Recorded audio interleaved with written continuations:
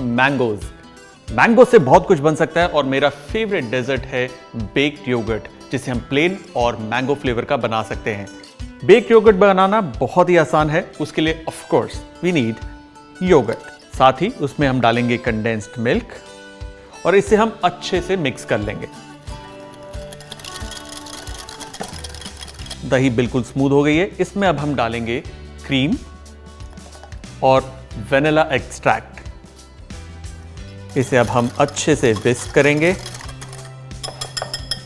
Now baked yogurt with the flavour of mangoes, definitely उसके लिए हमें चाहिए स्वीट मैंगोज। उसे अब हम यूं डाइस कर लेंगे। हमारे पास है ये दो ओवन प्रूफ डिशेस। एक में हम डालेंगे ये प्लेन वेनिला बेक्ड योगर्ट, बाकी के अंदर हम डालेंगे chopped mangoes. Just a little, give it a nice stir.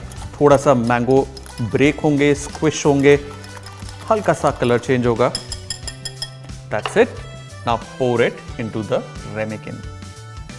Again oven proof dish लेंगे, उसके अंदर हम डालेंगे पानी अप टिल हाफ। इसमें जाएगी हमारी ये बेक्ड योगर्ट। नाउ ये जाएगा सीधा ओवन में। These are done. They're still a little hot. हम इसे कंप्लीटली ठंडा होने के लिए रख देंगे and once they are cool, we'll garnish them. ये बिल्कुल ठंडा हो चुका है। अब इसे हम गार्निश करेंगे। ये है plain baked yogurt. I'll garnish it with a wedge of fresh strawberry. और ये है हमारा mango baked yogurt. Finely diced mango just onto the center. A fresh sprig of mint. हमारा वेनिला बेक्ड योगर्ट और mango baked yogurt done. Hey guys, आज मैं आपको दिखाऊंगा किस तरीके से टोमेटोज को ब्लांच किया जाता है। सबसे पहले हमें एक पैन के अंदर पानी को बॉईल करना है।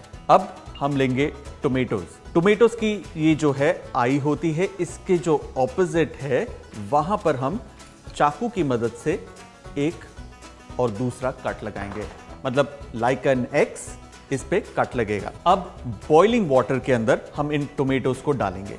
इसे हमें 30 सेकेंड्स के लिए एक क्विक बॉईल देना है। अब इसे हम बाहर निकाल लेंगे